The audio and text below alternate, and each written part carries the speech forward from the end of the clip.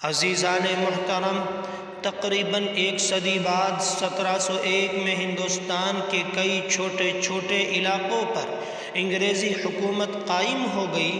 1703 میں دہلی کے ایک شخص شیخ عبد الرحیم کے یہاں ایک بچے نے آنکھ کھولی، جس کو ہم حضرت شاہ ولی اللہ کی ذات سے جانتے ہیں۔ یہ بچہ پروان چڑھا اور مکۃ المکرمہ کے ایک عالم دین شیخ ابو طاہر مدنی سے تعلیم حاصل کر کے لوٹا تو 1740 میں اس نے دیکھا کہ انگریز ہندوستان کے 4 بڑے بڑے صوبوں پر قابض ہو چکا ہے اور پورے ہندوستان پر قبضہ کرنے کی اس کی کوششیں جاری ہیں۔ تو شاہ صاحب کو خیال آیا کہ ملک ہمارا اور اس پر قبضہ انگریز کا۔ انہوں نے مسلمانوں میں جہاد کی چنگاری پیدا کر دی اور قرآن کریم کا فارسی میں ترجمہ کیا۔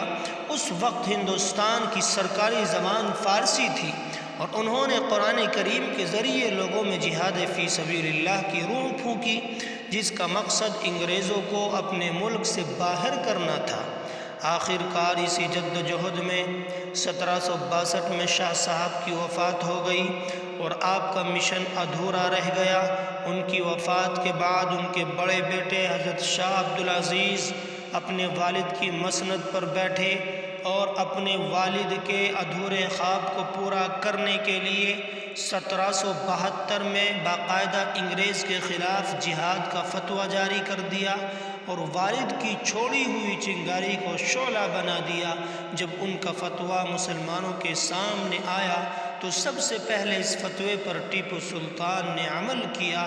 تقریباً 350 رضاکاروں کو اکٹھا کیا، ان سے اپنے ہاتھ پر موت کی بیعت لی اور شری رنگا پٹم سے نکل کر وہ مرد مجاہد انگریزوں سے ٹکرا گیا۔ اس کے بعد 18 لاکھ مسلمانوں نے سر سے کفن باندھا اور انگریزوں کے خلاف میدان میں اتر پڑے۔ ایک بہت بڑا جہاد ہوا جس میں 2 لاکھ مسلمان شہید ہوئے اور اس میں 52,500 صرف علماء کرام تھے۔